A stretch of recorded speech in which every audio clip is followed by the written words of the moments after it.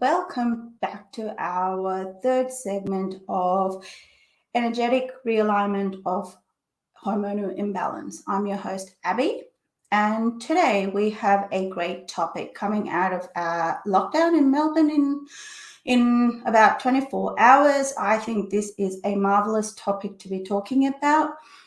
So we are going to be talking about diets today. So how diets affect us and what is true and not about diet. So once again, we'll be joining with Poornima Vamsi of Hormonal. She is a hormonal imbalance coach, and she will be joining us to enlighten us about how diet works and how diet can help us or not help us, or how we can actually improvise our weight with diets and with other methods. So without further ado, let's welcome Poornima on the show. But before that, here's a bit of an intro to introduce Poornima to you.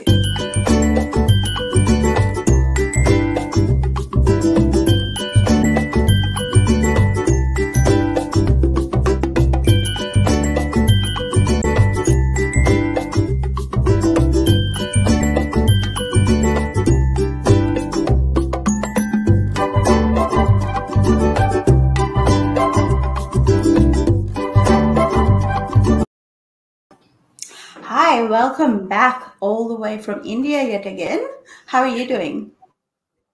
Doing wonderful, Abhi. Thank you so much for that lovely introduction as always. So, yep, it's been pleasure to be able to, the benefits of doing virtual connects, I believe, whichever part of the world you are from, you can connect with rest of the world. So yeah, happy to connect from India, motherland. Yes, it's amazing, isn't it, that our life has gotten a lot more simpler, that we can actually connect with everyone all over the globe. Absolutely, Abhi. Can't agree more. Definitely. So anyway, without distracting ourselves with further, let's just talk about diet. So why do we focus or believe so much on diets, and how does it affect our weight loss or help us? Absolutely.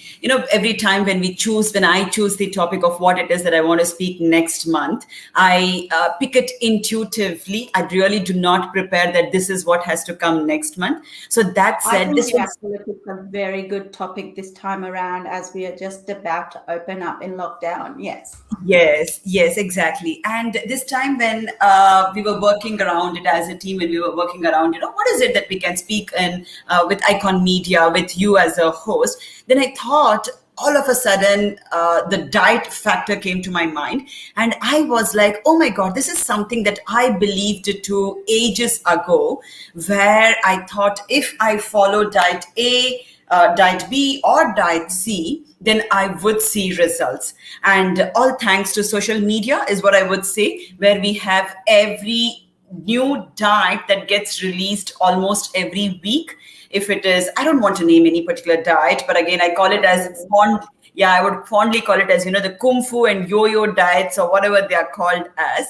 And if it is week 1, if it is some Kung Fu diet, week 2, you have something else that comes in social media, which distracts the human mind and says, oh, looks like this is something new. Let me experiment with this. And by the time they put themselves into that diet zone, something else comes up and they're like, oh my God, A and B did not work. Let me go and try C now. So that is how much we are influenced by the social media, where different diets are brought into picture and are told that if you follow this diet, you will drop this many kgs in this many days.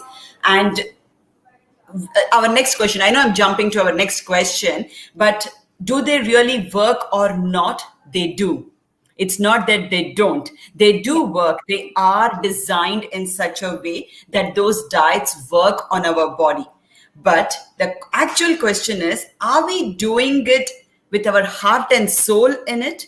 Liking it completely is something each one of us have to question. I have a question for you there, because yes, does the diet work? Yes, it does. But does it work on its own? Probably will be the question. Absolutely. Does it nothing in this world probably works by itself, isn't it? We have to make things work. anything for that matter. Anything for that matter, if we really get deep into it, something by itself sitting over there doesn't move unless and until even then it is motorized. It needs to some equipment where it is made in such a way that it moves. Same way with diets, definitely any and every diet that is brought in the market works for us. What matters is that what something which we have been eating from childhood is something that we have to question ourselves. Today, me coming from India, me coming from South India, I love my idlis, dosas, my biryanis, and my pesarettu, and several other things, which are authentic, traditional South Indian cuisines. Definitely high in carbs. Yes. But if I'm asked to follow a diet which probably has salads, juices, etc., then I would probably be like, okay, it looks interesting to me because it has that illusionary figure of, you would shed these many kgs if you follow this diet pattern. And I'll jump into it with all my heart and soul. After a week or 10 days, my dosa will come in my dreams. My idli will come in my dreams. It'll knock my door and ask, when are you feeding me with idli and dosa? Why are you doing this to me? And at that point in time, most of us tend to either jump to another diet thinking, oh my God, I won't be able to stick to this particular diet, or we totally give up. So that is what matters, Abhi. We will go deep into it as we get to next question. But as a simple answer, if diets work, do diets work or not, they do. There is no doubt about it. They do work. I have done it myself. Yeah. So yes, again, to the next question. So we do diets and we do see progress, sometimes small, sometimes big. But sometimes, at times, we find that we don't just again gain back all that original weight, sometimes more at the completion of a diet. Why does that happen? So potentially depends on what sort of diet you're getting into as well. If you have been supervised through that pattern. And more importantly, I go to the factor of, the energetic realignment of hormonal imbalances. For some time, we might want to keep that part aside, that diet is the only aspect that helps in shedding weight. Diet is probably one of the minimal factors that helps in shedding weight. I'll come to that question after I complete. That diet is one of the minimal factors that helps in shedding weight. What is more important is how we are working with our body inside out. The hormones, again, which are the root cause for any physical ailment, be it just gaining 15 kgs, 20 kgs randomly, or be it that a woman is suffering with thyroid, PCOD, PCOS, diabetes, anything for that matter. If only a diet could help, trust me, 100% of women who exist in this world would have all been fit, because each of us have tried at least one type of diet in our lifespan. Definitely, so, I agree with that. So if that is not the case, and women see that either they bounce back to their original weight after they finish their diet program, or if there are instances where I have worked with my clients who have gained almost 2 times the weight that they shed during the phase of the program that they opted in. Now, why this happens? One major reason is, again, I go back to how me being a South Indian, I love eating my traditional foods, and I preach and teach that whatever might be the health symptoms that a woman is going through, she is expected to eat what she has been eating from her childhood. If that hasn't caused her any health symptoms as she was in her mother's uterus, came out to see this world, grew up to be a child, a teenager, a youth, then that will not be the reason for whatever health condition that she is suffering with today. I can't tell you how much stress or how many number of times I have repeated it in n number of programs that I've spoken, that please do not move from your traditional foods. Yes, there is a little bit of change that you will need to do, little realignment that you might have to do, because you really don't know what you're eating and how you're eating. But that does not mean you put yourself or you deprive yourself of those traditional foods. And then place yourself in a zone where after following a diet program, you feel so lost and you crave so much for your traditional foods that we eat double the quantity and then blame that weighing scale or the diet program that we followed as a reason for our weight. Yeah, I have a similar issue with sugar content because, I have low sugar, so hypoglycemic. So when I actually go without sugar, I have an aversion to sugar, and then I will have sugar, and then my body just reabsorbs the whole thing, and then I just find that I'm putting on more weight instead of actually maintaining that sugar. So yeah, I understand where you're coming from. So our viewer actually did have a question. So let's get back to that. So she wanted to know, to lose weight, what is more important, diet or exercise? What % part they play in body loss? So, hey Kavita, good to see you ask this question. So, with respect to weight loss or shedding weight, diet plays 20% role, exercise plays between 20 to 25% role. What plays a major role is what's happening in this part of your body. The thoughts, the stress, the environmental factors, everything that we absorb over here has a direct implication of how our body reacts to it versus responds to it. So when things are set over this part of the body, now what does that mean? It's about what you can do with respect to responding to stress levels, given the current pandemic, which is ongoing for 2+ years, how you can respond to it. What is the trigger point for your health symptom? Identifying those trigger points. And those trigger points are more interior to an individual than just the external factors of a diet and an exercise. So the energetic knots and blocks that gets formed in our body, the way we are currently behaving to the social circumstances around us, all our thoughts that go in our mind that we process through. We are told that we have 60,000 thoughts per day. Unknowingly, how much of that is triggering to what you are seeing in terms of weight, thyroid, PCOD, diabetes, cancer for that matter. All of this needs to be taken care to ensure that that weight, which an individual wants to shed through a diet or through an exercise, maintains consistent. Yeah. So so all in all, what we're trying to say is it's not just enough to have the diet. It's not just enough to have the exercise. Alongside both of them, we need to have a very healthy mind to create a healthy body. Absolutely. So a healthy mind plays vital role, 60% of the role, to how we are shaped as an individual, rather than just blindly following a diet pattern or an exercise routine. Not that it will not help. Yeah. So for a woman, a healthy mind and healthy body is focused mainly on hormonal balance. So you're the expert in that. So how can we achieve it just in a quick summary? Because that's our total focus.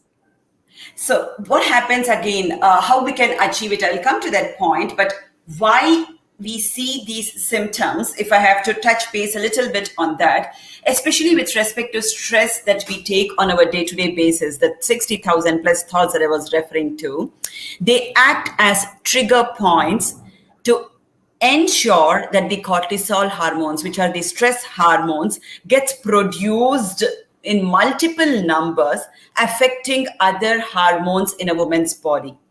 which are estrogen, progesterone, testosterone. I mean, it will get way too medical if I get into that language. But on a high level, these are the hormones that majorly a woman comprises of. And when these cortisol hormones comes and affects these other hormones, there is an imbalance that gets created. Now, whichever body part where we see that we have more fat deposit, it potentially means that we have our stress levels carrying over there. It's stored over there. Our thoughts, our and anxiety, whatever that is you're carrying in your day-to-day life is all going and storing itself over that part in the form of fat. Now, what is it that we can do? That's a beautiful question again, Avi. There are several things that I coach and teach on. And because you have asked, one thing that I want to do after probably we finish the call and probably from airport because I have to take a flight is I would like to share a meditative practice. It's called energy release meditation. Now, this meditative practice, many of my clients have vouched for how it uplifts their mood instantly. Now, it's an 8 to 10 minutes practice where any woman can do it early in the morning or before going to bed and see her stress levels taper down slowly. So that is something which I would strongly recommend, and one of the aspects that I use for my coaching clients. But there are several other things that we can also incorporate and that I coach on as part of my program. And if there is anybody who is interested to get more details about it, they are more than welcome to message me on my Facebook Messenger or over here in after our video, and I'm happy to help them too, Abhi. And also Instagram you're on. So Yeah. Variety of media coverage there. And I was just thinking, as we were talking, I'm just thinking, what can our next topic be about? Can we actually make it about the different hormones in our body that actually plays a part? Yeah, we can. We can absolutely make it in a language that is more comfortable for the viewers. We don't, I mean, I'm sure you would agree that we might not want to speak something where they're like it's going above our head, but we will put it in such a way. But, we can talk all about hormones, but it's not a very singular thing. There are several different hormones impacting our body, as you just touched upon, like, estrogen and progesterone and all that. So we can just maybe clarify for the viewers, what are these hormones that, that impact our daily life? Absolutely, Abhi. And in fact, what we can do is when we run when we let them know that we are going to talk, when we run our banners, we can ask for questions too from viewers. What questions they have about hormones and hormonal imbalances. We can take questions beforehand and then answer them through our show too. And I just feel like everybody's just excited to get out of lockdown, so they're not really paying much attention to anything else. Yeah, I know. I know what it means. Yeah. Yeah, it's been a long time for us, but you know what? It's been a very illuminating session again. Once again, thank you for joining us. We really do hope that you're back with us very soon in Australia. Until then, keep safe and have a safe flight. Thank you. Thank you so much, Abhi. And I always end it with a quote. And I saw that quote being displayed today where I smiled at the background. So all women who are watching us now, who are going to watch us later, we spend a lot in several aspects of our life. Be it our clothes, be it our jewelry, be it for house, a lot of materialistic things, we do invest. If that is an investment, then your health should actually take a priority when you're thinking of investing. I have had women who have gone off thyroid medication, who have gone off diabetic medication. I myself am a standing example who have gone off thyroid medication now. So if you are someone who is suffering with thyroid, PCOD, PCOS, weight gain, diabetes, or anything that you think your body is not behaving in a normal way, feel free to get in touch. Yes, there is investment, and it is a lifetime investment that you would be doing. I'm more than happy to Not walk you just for through. yourself, is it? It's for your husband or partner. It's for your kids. It's for your family. It's for your career. It's for many number of things. Absolutely, absolutely. And I have also noticed that women take 10 steps back when they have to invest on their own health. So for that, please remember, if there is no health, it does not matter how much of anything else you have. With that said, thank you so much, Abhi and team. Pleasure being connected with you folks. Definitely. We will be back with the fourth session on the 17th of November. I did check today. So yeah, looking forward to having you back on the show, and hopefully we can touch on those different parts of hormones or different types of hormones that we actually, have in our body that play a part. Absolutely, Abhi. Absolutely. Would love to talk about that. Yeah. Thank you very much. Well, have a nice, what time is it there in India anyway? It's oh my god, I have my this is in Australian time, so I think it's 3:30. Yeah, it's 3:20. It's Wonderful. Well, you 3:20. have a good afternoon or evening and have a safe flight, and I'll talk to you very, very soon. Thanks a lot. Have a wonderful rest of the week. Enjoy the freedom of being out of lockdown. Thank you. Thank you. So there you are, viewers. Another great show. Thank you for tuning in, and I look forward to seeing you once again in a month on the third Wednesday of November, which is the 17th of November. So once again, we will have a great show for you, and enjoy the freedom after tomorrow midnight, and looking forward to seeing you again. Bye.